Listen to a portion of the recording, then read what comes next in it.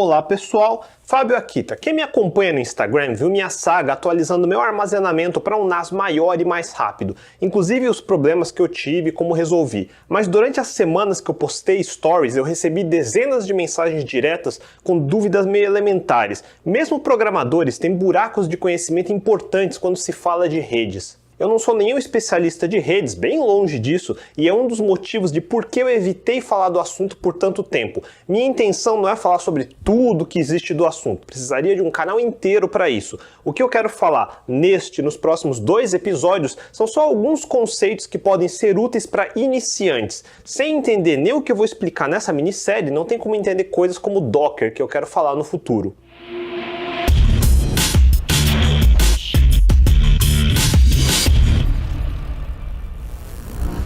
Vamos começar com coisas que todo mundo tem em casa. Esse aqui é meu modem da Vivo. Eu estou com um plano de fibra ótica de 300 megabits por segundo. Olha aqui, esse fiozinho é a fibra ótica. Vamos checar? Só digitar Speed Test no Google e você pode usar esse aqui do próprio Google. Ou esse aqui embaixo da Ookla, que é bem famoso, ou o Fast do Netflix, que por alguma razão dá números um pouco mais inflados. Cada um vai dar medidas um pouco diferentes, mas no geral é próximo da velocidade de verdade. Vamos ver os 3 rodando um pouco. Olhem só como é diferente, mas uma coisa é certa, o download está ok dentro do plano de 300 megabits por segundo. Nos 3 fica até um pouco acima disso, mas o upload é sempre lá pela metade dessa velocidade. Provedores sempre fazem isso porque você nota mais lentidão em download do que em upload. Mas tudo bem, o episódio aqui do canal fica na faixa de 10 a 15 GB.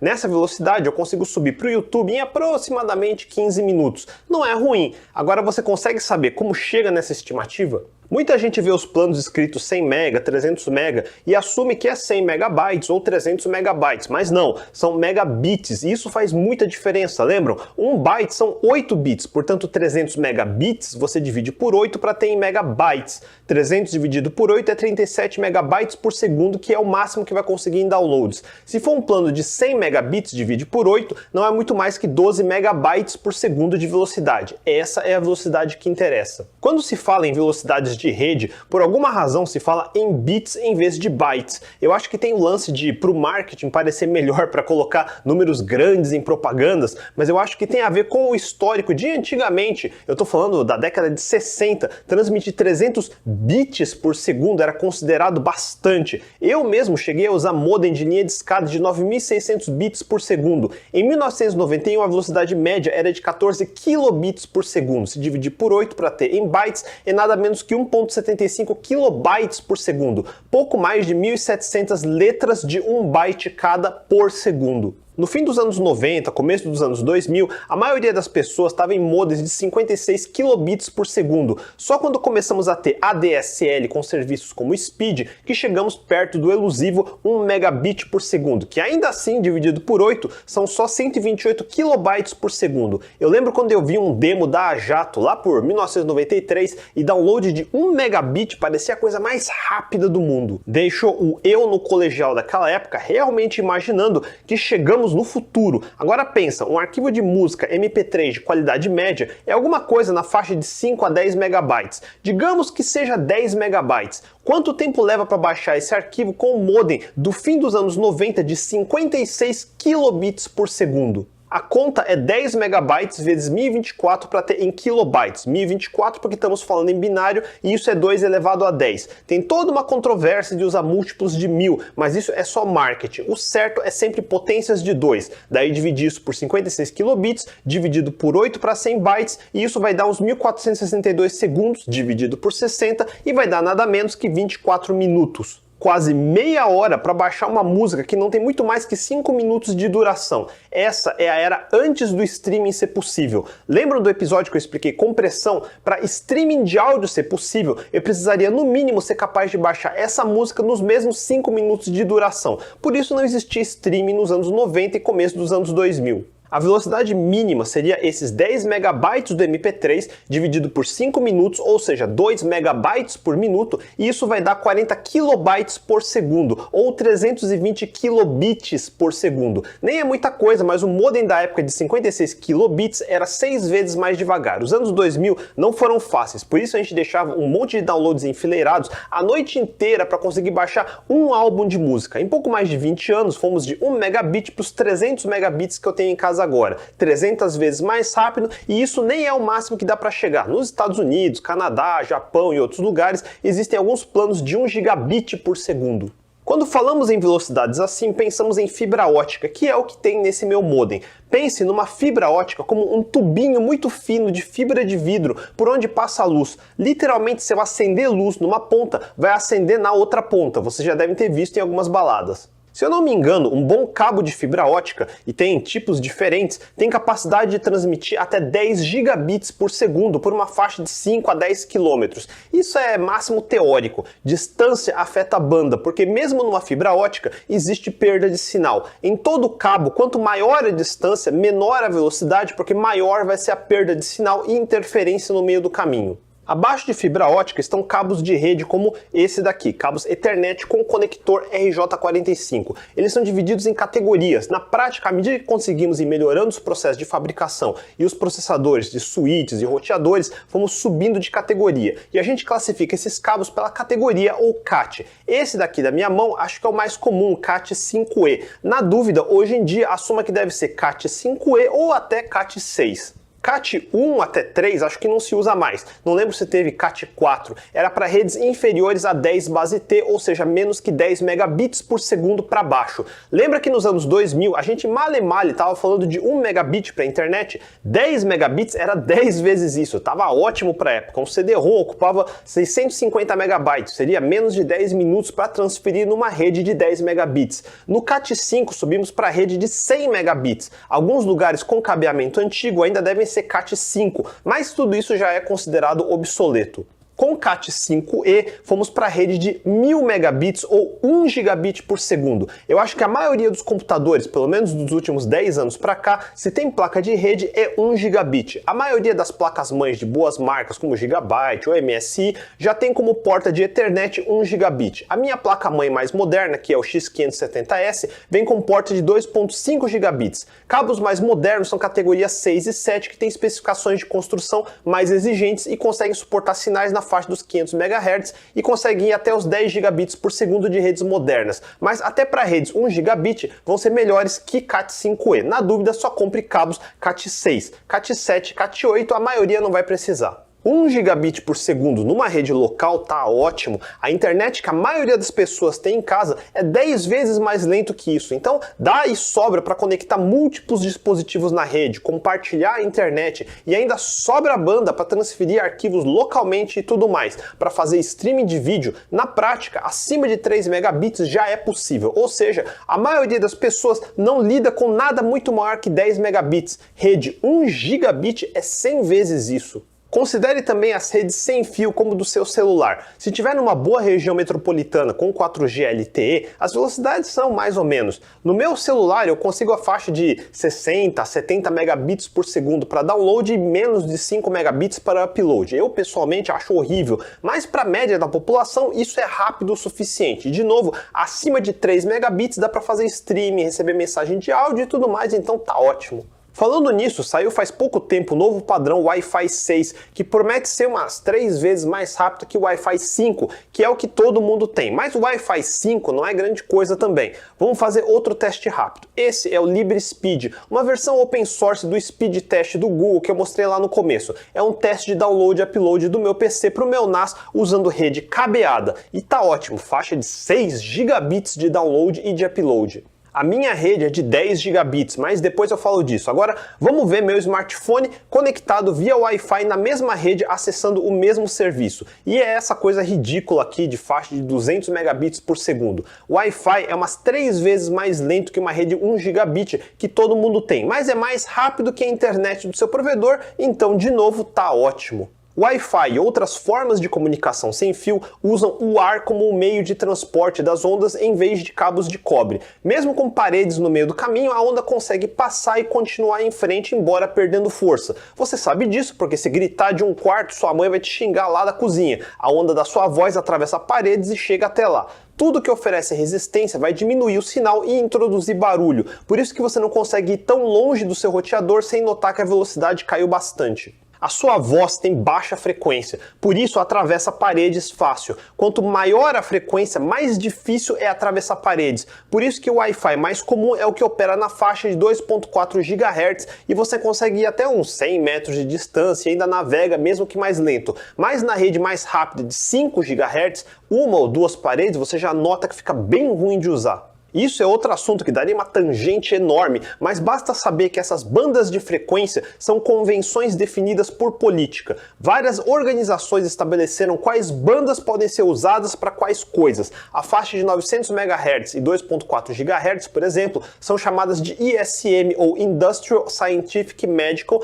que são bandas não licenciadas que podem ser livremente usadas sem interferir com aplicações militares, por exemplo. Mas por isso também os canais dessas bandas costumam ser super congestionados porque coisas como seu telefone sem fio, controle remoto de garagem e tudo mais operam nas mesmas bandas que seu Wi-Fi e tudo isso causa interferências. Por causa disso, a partir de 2001, a organização FCC abriu a faixa de 5 GHz até 64 GHz para o público. É nela que trafega coisas como TV aberta em alta definição que só a TV capta por antena. É na parte mais baixa dessa banda, nos 5 GHz, que opera a maioria dos pontos de acesso Wi-Fi. Na prática, quanto maior a frequência, maior a velocidade, mas menos área o sinal cobre e mais dificuldade tem de passar obstáculos, como paredes. É o problema do 5G, que tem várias versões. Você não sabia, 5G não é só uma coisa, são diferentes bandas de frequência. No começo dos anos 2000, a gente experimentou rede sem fio 2G, que ainda era comutação de circuito e velocidades de pico na faixa de 64 kB por segundo. E cuidado que o wireless a gente fala em velocidade de pico, que é em situação ideal, com sinal limpo, pouca ou nenhuma interferência. Na vida real, a velocidade vai ser menor e variar bastante dependendo de onde você está. Mas em seguida tivemos 3G na época do iPhone, 3G lá por 2008. Agora já era packet switch, indo até 2 megabits por segundo e uma revisão que veio depois, o 3G HSPA+, que podia ir de uns 8 megabits até 21 megabits por segundo, usando a banda de 15 a 20 MHz. Eu estou simplificando bastante porque 3G, 4G, 5G são famílias de tecnologias. Cada uma usa diversas bandas diferentes de frequências. Por isso, o 4G de um provedor pode ser diferente do 4G de outro provedor. Por exemplo, nos Estados Unidos, a T-Mobile usava bandas de 800 MHz até 1900 MHz, mas a Sprint usava banda de 850 até 2500 MHz. Velocidade máxima teórica de 4G seria equivalente a uma rede de 1 gigabit, mas na prática não ia muito mais que 50 megabits por segundo. A gente sempre operou wireless em faixas abaixo de 2 GHz. A tal quinta geração, ou 5G, entra numa categoria de ondas chamada Extreme High Frequency, literalmente frequências extremamente altas, que vai de 30 até 300 GHz. Isso é o que se chama de millimeter wave. Para comparação, o que a gente chama de microondas, ou microwaves, é de 3 a 30 GHz. Millimeter wave começa nos 30 GHz. Eu posso estar falando bobagem, mas eu acho que o que se chama de 5G comercial hoje em dia é bem abaixo disso, um pouco mais que a faixa de 4G LTE e é mais rápido, mas não tanto quanto se espera. Millimeter Wave é muito mais rápido, subindo de máximo teórico de 4G de 1 gigabit e indo direto até 10 gigabits. E de novo teórico, porque apesar da alta velocidade, a altíssima frequência significa que tem alcance muito menor, muito mais direcional e é muito fácil de interferir. Por isso tem dificuldade de atravessar obstáculos como prédios entre o celular e as antenas. Logo precisa de muito mais antenas para cobertura e por isso demora tanto para ter em todo lugar. Não espere ver essa banda perto de você tão cedo. Na prática, é só entender que transmitimos dados como ondas usando o ar como meio. Existem várias faixas de frequências úteis que vão de 3 kHz até o topo de 300 GHz. Politicamente, várias dessas faixas foram reservadas para usos específicos, por exemplo, rádio AM dentro da banda que vai de 300 kHz até 3 MHz, rádio FM dentro da banda que vai de 30 MHz até 300 MHz, 4G que está na banda seguinte até 3 GHz. E agora, explorando o millimeter wave, que começa em 30 GHz e antes era usado mais para comunicação via satélite, astronomia e coisas assim. Tudo isso porque aprendemos a modular e demodular sinal digital em analógico e graças a pesquisadores como Claude Shannon, sabemos como lidar com interferência e garantir que os pacotes que recebemos estão intactos. Eu estou dando todos esses números para vocês terem um pouco de ordem de grandeza das coisas. No mundo de data centers, os engenheiros estão lidando com redes acima de 10 gigabits, fibra ótica e tudo mais. No mundo caseiro, a média da população ainda está na era da rede 10 megabits, tecnologia de uns 20 anos atrás. Mas como eu disse, a média da população não lida com petabytes de dados. A maioria dos HDs de vocês, male tem meio terabyte, um quarto de terabyte. O maior volume de transferência é streaming de vídeo. Realmente não precisa de mais que 100 megabits. 1 gigabit já tem muita sobra. Eu acho 300 megabits de download, 150 megabits de upload da Vivo muito lento, mas por outro lado, eu também não uso mais que isso no dia a dia. Só de vez em quando eu queria ter internet gigabit, mas o custo não compensa. Por isso eu aguento com velocidades baixas assim. Um exemplo de eventos raros onde isso faz diferença. Eu estou fazendo backup do meu backup no serviço AWS Glacier. É tipo um S3, mas feito para backups e coisas que não se acessam o tempo todo. Então é mais barato para armazenar. Eu estou transferindo uns 15 terabytes de dados para lá. Quanto tempo acha que leva esse plano da Vivo de meros 150 megabits por segundo de upload? Vamos fazer as contas. 150 megabits dividido por 8 é menos de 19 megabytes por segundo. 15 terabytes multiplicado por 1024 dá 15.360 gigabytes multiplicado de novo por 1024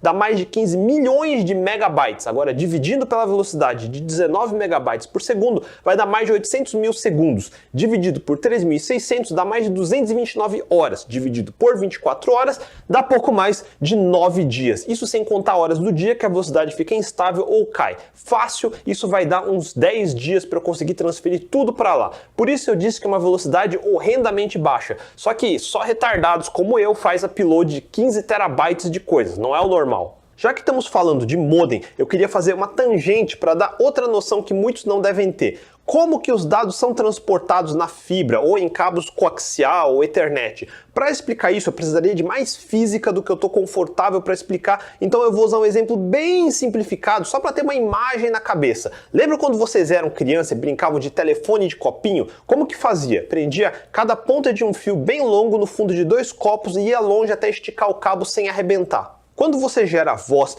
tá meio que empurrando o ar com uma certa frequência e amplitude para cada fonema. Já viram como a voz é representada num programa de edição como esse aqui? Tudo que eu vou falando é representado como ondas. Olha só. A, B, C... No mundo físico, isso são minhas cordas vocais vibrando e empurrando o ar. Isso vai bater no fundo do copo e vibrar o fio conectado nele. Se o fio estiver tensionado o suficiente, ele vai transferir essas ondas até a outra ponta. E o copo no final vai servir para amplificar um pouquinho o que recebeu e empurrar o ar até seus ouvidos. Na real, empurrar não é o termo adequado, porque não está movendo nada. É como numa bacia de água em repouso, quando você toca numa ponta, gera uma onda que vai até a outra ponta, mas se tiver algo boiando no meio, ela continua no mesmo lugar. A água, o ar ou o fio servem de meio por onde as ondas vão trafegando. E a voz e outros sons são formados pelas diferenças em amplitude e frequência dessas ondas. É mais ou menos assim mesmo que os telefones antigos também funcionavam, com materiais um pouco menos rudimentares que copinhos de plástico e barbante, mas nesse modelo só dá para ligar uma pessoa até outra pessoa. E se eu quisesse falar com pessoas diferentes? Já viram filmes antigos que tinha telefonistas? Você estava sempre conectado com uma central onde atendia uma telefonista, daí dizia para ela, me conecta com o fulano de tal. E aí ela pegava um fio e ligava num painel. Era ela ligando o fio do seu telefone via esse painel com o fio do outro telefone, fechando um circuito. Isso é no começo da telefonia comercial, um século atrás quase. Claro, depois eliminou-se essa posição de pessoa ligando cabos e passou a se usar sistemas que conectavam números de telefone automaticamente, os switches. Nem eu antigamente nunca falei com uma telefonista, era só discar o número e esperar a outra ponta atender. Mas imagine que é o mesmo cenário onde se faz switching ou comutação e fecha um circuito entre as duas pontas, como no telefone de copinhos. Isso se chama circuit switching, ou comutação de circuito, e nesse caso a linha entre eu e a outra pessoa fica dedicada a essa seção até uma das pontas desconectar. Por muitos anos foi assim que funcionou. Toda casa tinha uma linha telefônica ligada numa central e a gente pagava por minuto que a seção ficava aberta entre dois telefones. O sistema automático que substituiu a telefonista fazia o switching e a bilhetagem, e foi assim que o mundo se conectava. Em paralelo, estamos falando dos anos 60, 70, no mundo empresarial estavam experimentando com esse tal de computador, que como todo mundo já viu em fotos antigas, eram equipamentos gigantes que ocupavam um quarto inteiro, super quentes e para os padrões de hoje extremamente fracos. Se falarmos de começo dos anos 70, um PDP-11 tinha CPU de 16 bits e poderosos 15 MHz e na faixa de pouco mais de 2 kilobytes de RAM, acho que podia até uns 32 kilobytes. Se você não consegue entender essa ordem de grandeza, pense no seu celular onde está assistindo esse vídeo, ou seu notebook. Ele tem uma CPU de múltiplos cores, onde cada um roda na faixa de 2 GHz ou mais. Giga é 1000 vezes mais que mega. Estamos falando na ordem de processamento de mais de 1000 vezes um processador dos anos 70. E você tem mais de um, talvez uns 8, rodando em paralelo. No PDP-11 era só um de 15 MHz. Memória então nem se fala. Seu celular talvez tenha o quê? Uns 4 GB? Gigabyte é 1024 vezes megabyte, que é 1024 vezes kilobyte. Você está numa ordem de grandeza de 1 milhão de vezes mais memória que se tinha nos anos 70. Não é o dobro, não é 100 vezes, é 1 milhão de vezes. Até aproveitando, muita gente me pergunta qual computador é ideal para aprender a programar, e a resposta é óbvia. Qualquer um que você conseguir comprar. Não existe computador melhor para aprender. O computador mais furreca que você comprar hoje é 1000 vezes melhor do que eu tinha para aprender nos anos 80. Se eu aprendi a programar num PC na faixa de 6 MHz com 1 MB de RAM, eu não vejo por que você não possa aprender a programar num Raspberry Pi de 1 GHz com 1 GB de RAM. Quem realmente quer aprender, aprende com qualquer equipamento que tiver acesso e aprende a espremer o máximo dele. Se você não consegue extrair o máximo de um computador fraco, um computador mais forte é um desperdício para você. Só que nos anos 70, 15 MHz de processamento e 2 KB de RAM era bastante coisa e super caro. Coisa da faixa de 150 mil dólares, em dólares dos anos 70. Ajustado pela inflação, seria mais de $1 milhão de 2022. É um puta investimento e custando caro assim, obviamente eram recursos que precisavam ser divididos por mais pesquisadores e engenheiros ao mesmo tempo. Desses esforços que surgem coisas como o sistema operacional Unix, cuja função era não só facilitar escrever aplicativos, mas compartilhar a máquina com mais de um usuário. É o conceito de time sharing ou compartilhamento de tempo. Para conseguir ter várias pessoas usando o mesmo computador ao mesmo tempo, primeiro o sistema operacional precisava dividir o tempo de processamento e a memória para vários aplicativos rodando em paralelo. Eu fiz 2 vídeos explicando como se faz isso, mas em resumo ele deixa um aplicativo rodar por um tempo, daí pausa ele e dá tempo para outro aplicativo de outra pessoa rodar um pouco, daí pausa esse e resume o anterior que estava pausado. No total, cada um vai levar mais tempo para rodar, mas pelo menos os dois puderam iniciar os trabalhos ao mesmo tempo e não ter que ficar esperando na fila de braços cruzados esperando o outro acabar. Quando esse tipo de sistema começou a ficar possível, agora seria mais conveniente que cada pessoa tivesse seu próprio monitor e teclado para realmente trabalhar simultaneamente no mesmo computador. E assim começou a surgir os tais terminais burros. Na parte 2 dos meus vídeos de teclado, eu explico um pouco como isso funcionava. E parte das tecnologias do mundo de telecomunicações passaram a entrar nos computadores.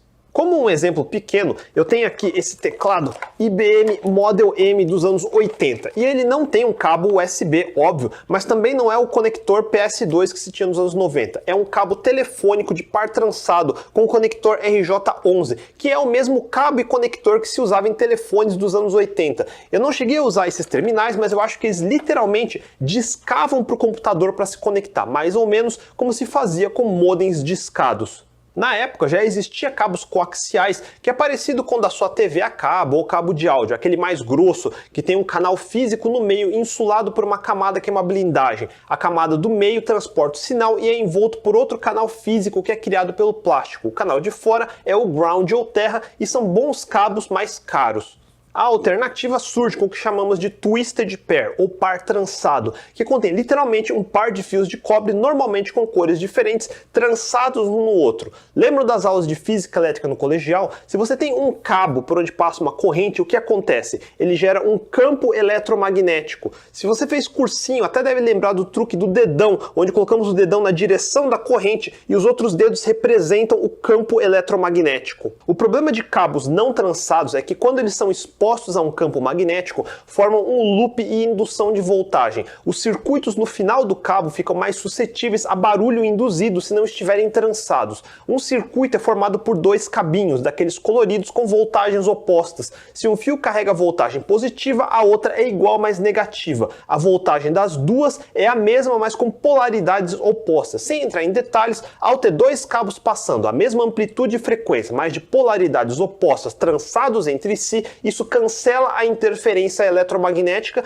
garantindo uma taxa de sinal melhor e menos barulho. Agora começa a parte importante. Você pode carregar múltiplos canais no mesmo meio físico, como os fios de cobre. Isso se chama multiplexing e é um tópico bem complicado. Na prática, pense em várias conversas de voz que podem ser combinadas num único sinal. Esse é o processo de multiplexing ou MUX. E tem vários jeitos de fazer isso. Lembrem, voz, música, é tudo onda, frequências e amplitudes que são transmitidos como sinais elétricos. MUX pode ser feito com divisão de espaço, ou de frequência, ou de tempo, ou polarização e por aí vai. O importante é saber que é possível combinar múltiplos canais no único sinal e transferir tudo junto no mesmo meio físico, no caso os cabos. E do outro lado, na central, é possível fazer demultiplexing ou demux e separar os canais. É assim que a rede telefônica funciona e esse processo não é novo, foi inventado no fim do século XIX.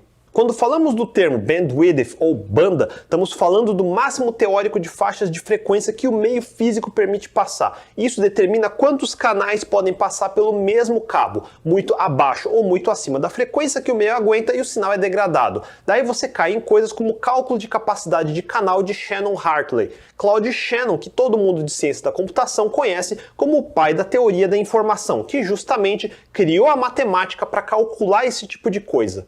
Enfim, tem muita matemática e física envolvida em telecomunicações, e eu só passei muito rápido por cima, mas eu queria chegar no ponto do telefone de copinho de novo. Com tudo isso no final, o que temos é um modelo mais sofisticado para o mesmo conceito de telefone de copinho, onde uma vez estabelecida uma sessão entre dois participantes, você trava o canal de comunicação de ponta a ponta só para vocês. Por isso, o modelo de negócio era tarifa por minuto, onde esse cabo ficava preso. Isso é comutação de circuito. Agora, ondas são super versáteis, não é só conversa de voz ou música. Podemos converter dados binários em ondas. E de novo, é um tanto de física e matemática, mas falando de forma super simplificada, podemos usar a amplitude para representar quando é bit 1 ou bit 0 e a frequência para determinar quantos bits podem trafegar por segundo. O processo de transformar bits digitais em ondas é o que se chama de modulação. E o processo inverso para recuperar esses bits é a demodulação. E por isso, os equipamentos que fazem isso são chamados de modem. Com os primeiros modems comerciais, a gente conectava a linha telefônica de casa no modem e discava para um provedor. No provedor, ele ia ter dezenas de linhas telefônicas com modems também. Quando discava para lá e o modem atendia, e travava tanto minha linha telefônica quanto do provedor, fechando o circuito. Imagina como isso era caro. Antes da privatização das telecomunicações, ter uma linha telefônica era caríssimo. Se bobear, mais caro que um carro. Era literalmente um investimento. Acho que foi logo depois que privatizaram e linhas telefônicas começaram a ficar acessíveis que possibilitou ter provedores com dezenas ou centenas de linhas para atender as pessoas. Mas mesmo assim, se quisesse ter 100 pessoas simultaneamente conectadas, precisava ter 100 linhas. Era bem difícil de escalar e era super comum ligar para o provedor e dar ocupado. Sem contar que era inconveniente para as pessoas. Toda vez que discava e conectava a linha, ficava ocupada, então não dava para receber chamadas nem ligar para ninguém. Um dos motivos de porque a gente só entrava na internet de noite e de madrugada. Fora que tinha aquele esquema, acho que era da noite de sábado e domingo, só cobrava um pulso, então não saía tão caro. Pois é, era difícil isso de acessar a internet nos anos 90, você tinha que se planejar, mas felizmente a tecnologia avançou rápido. Uma característica da voz falada humana é que a gente não usa todas as frequências que um cabo de telefone suporta. A gente pensa em cabos e fala em bits por segundo, mas simplificando, lembra que bits são modulados em ondas por um modem. O cabo, na verdade, tem uma capacidade de frequências e por isso falamos em cabos, digamos, de 1.5 MHz. E malha, arredondamos para 1.5 megabits. A conversão não é direta assim, mas para hoje pensa que é relacionado. Enfim, digamos que o cabo telefônico tem uma banda de 1.5 MHz. A voz humana não precisa de uma faixa muito maior que de 0 até 4 kHz. Então poderíamos reservar só essa faixa para voz e vai sobrar muitos outros canais até 1.5 MHz.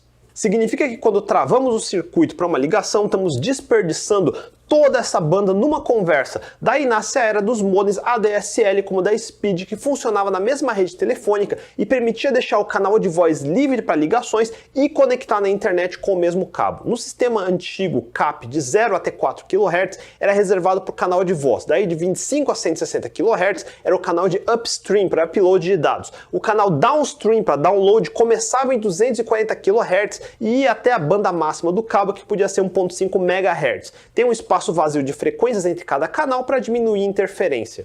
O sistema CAP mudou rápido para DMT, que é Discrete Multitone, e em resumo, ela divide as frequências em vários pequenos canais de 4 kHz, um total de 247 canais separados. Lembra quando eu falei que antes um provedor precisava ter uma linha telefônica para atender cada um usuário? Pensa agora uma única linha podendo atender um máximo de 247 canais na mesma linha. Se um canal tivesse com muito ruído, o switch mudava para outro canal. E eu não quero entrar em detalhes nisso porque eu nunca trabalhei numa telecom nessa área, então vai ter muito detalhe que eu não vou saber, mas imagina que isso evoluiu para o modem da TV a cabo ou da fibra ótica da Vivo que eu uso.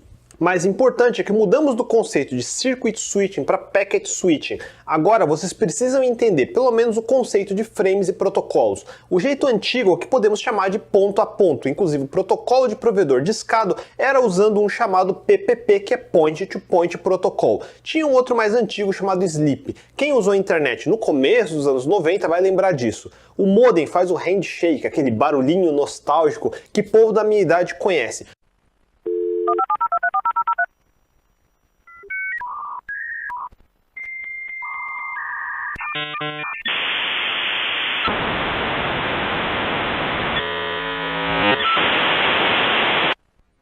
O aperto de mão com o outro modem do outro lado e eles abrem uma conexão stateful, uma seção exclusiva fechada. A partir daí está aberto um stream de dados que pode ser half duplex ou full duplex, uma via de mão única ou uma via com duas faixas, uma para download e outra para upload. Uma vez aberto um stream, você está fazendo download, inicia o recebimento e espera até acabar tudo e não faz mais nada enquanto isso. Você está enviando, começa a enviar e espera até acabar. Que nem numa chamada de voz, se não tem tráfego nenhum, mesmo assim a sessão fica aberta e sendo desperdiçada até um dos lados desligar. Mas isso é um desperdício. Em vez disso, podemos pegar qualquer informação, seja um e-mail, seja um arquivo, seja um comando ou o que for e fracionar essa informação em blocos de tamanho fixo. Lembra o linguição de bits que eu expliquei em outros episódios? E lembra o conceito de que a menor unidade na partição do seu HD não são arquivos e sim blocos? É parecido. Muita gente que só usou interface gráfica em sistema operacional tem a noção que a menor unidade é sempre um arquivo e que uma partição é basicamente como o C2 pontos que você vê no Explorer. Por isso eu fiz uma playlist inteira para explicar sobre armazenamento e como dados são realmente organizados num disco. Todo HD ou pendrive é o que chamamos de dispositivos de bloco e em telecomunicações é parecido, mas a menor unidade chamamos de pacote ou datagram. E datagram, para não esquecer, é só pensar que no mundo analógico temos telegrams ou telegramas. Datagram é o telegrama de sinais digitais. Se estava achando complicado, a partir daqui que realmente vai complicar. Então, antes de continuar, eu realmente preciso que vocês tenham na cabeça essa ideia de fragmentar a informação em pacotes. Pensa assim. Todo dado, seja um arquivo, um e-mail, é um linguição de bits. Eu expliquei bastante sobre isso no episódio sobre a diferença de arquivo texto e binário. Se temos aquele arquivo MP3 de 10 megabytes, são 80 megabits ou mais ou menos 80 milhões de zeros e de uns um atrás do outro que formam o conteúdo desse arquivo. Na mesma analogia do telefone de copinho, se formos transferir esse arquivo tudo de uma só vez, os dois lados precisam esperar essa operação acabar para conseguir enviar ou receber outros arquivos. E no modelo de circuito fechado, se vocês ficarem conectados o dia todo, mesmo se não estiver passando nenhum dado, a conexão vai ser desperdiçada. Por isso, os sistemas de telecomunicação mudaram do modelo de circuit switch para packet switch e de sessões stateful para stateless. É isso que permite a escalabilidade que temos agora. Eu estou resumindo de forma bem grosseira, mas vamos entender o que muda. A partir de agora, cada canal não fica mais travado entre dois pontos. Tá todo mundo conectado sem travar uma sessão. Por isso chamamos de stateless, sem estado. Agora eu quero fazer download daquele MP3. Eu mando o comando para algum servidor na outra ponta e ele vai começar a me mandar esse arquivo. Só que não vai mandar tudo de uma só vez. Em vez disso, ele vai quebrar esse arquivo em pacotes, digamos pedaços de tamanho fixo de 1500 bytes. Isso vai dar um total de mais ou menos 7.000 pedaços. Mas não é só isso. Imagine um sistema de correios ou DHL e esses pedaços precisam ser entregues. Como faz? Você coloca cada pedaço de informação numa caixa e preenche os dados do destinatário. No caso da internet, vamos dizer que é o endereço de IP da pessoa que pediu. Além disso, o servidor coloca outros metadados no pacote, como o número do pedaço, porque quando eu for recebendo, eu vou precisar remontar o arquivo pedaço a pedaço, mas precisa ser na ordem certa, senão o arquivo seria corrompido. Agora o servidor começa a enviar esses pacotes, um a um. Toda vez que eu receber, eu devolvo uma resposta, ou um acknowledgement, ou ACK, dizendo, beleza, manda o próximo. Se durante a transmissão teve alguma interferência no cabo, ou algo assim, e o pacote for danificado, quando eu recebo eu consigo checar. Existe toda uma forma de reconhecimento de erros que eu vou explicar no próximo episódio. Só assuma que eu sei como reconhecer se o pacote veio amassado. E aí eu jogo fora e respondo, não veio direito, pode mandar outro. Esse é o NAK, o oposto de ACK. Daí o servidor repete o mesmo pacote e envia e vai fazendo isso pacote a pacote. Agora, digamos que um segundo usuário aqui em casa, na mesma rede, resolva assistir uma série nova da Disney Plus. Se fosse que nem antigamente, não ia conseguir, ia precisar esperar eu terminar meu download. Mas o lance é que no intervalo entre um pacote e outro do meu MP3, ela pode mandar outros pacotes para outros lugares no mesmo canal. O grande lance é que um cabo de comunicação era uma rodovia de várias faixas, ou canais, como a gente chama, que só transitava um carro de cada vez. Quando fechava o circuito, eu estava monopolizando essa rodovia só para mim, mas agora a rodovia fica aberta e a gente vai usando as faixas que estão livres para transitar mais carros.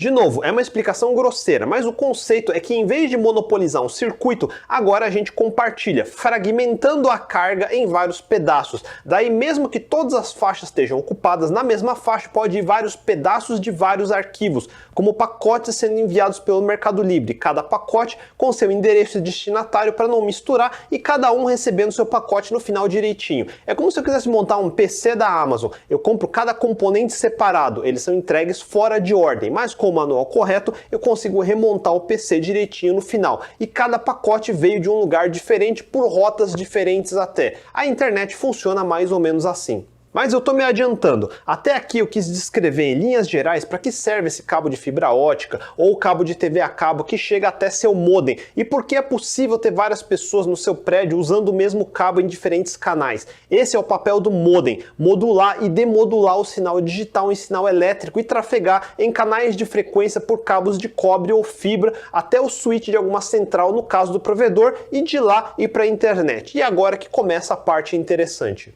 Por acaso, esse modem da Vivo, assim como modems de outros provedores, como a Claro, tem múltiplas funções. É ao mesmo tempo um modem, mas acumula funções de um roteador e ponto de acesso. E eles costumam ser ruins em todos eles. Para poucos dispositivos e pouco uso, realmente não faz nenhuma diferença usar. Mas no meu caso, eu prefiro desligar essas funções e conectar num roteador separado. No caso, esse meu TP-Link aqui do lado. Mas eu acho que por hoje já é suficiente e vou pausar a história por aqui. No próximo episódio, eu quero resumir para que serve o roteador e como ele distribui a conexão para o meu PC, TV e tudo mais. Se ficaram com dúvidas, mandem nos comentários abaixo. Se curtiram o vídeo, deixem um joinha, assinem o canal e compartilhem o vídeo com seus amigos. A gente se vê, até mais. 100 vezes isso. 100 vezes. 100 vezes. Empurrar o ar até de canal de Shannon Hartley. O Cloud Shannon Hartley. Ou mais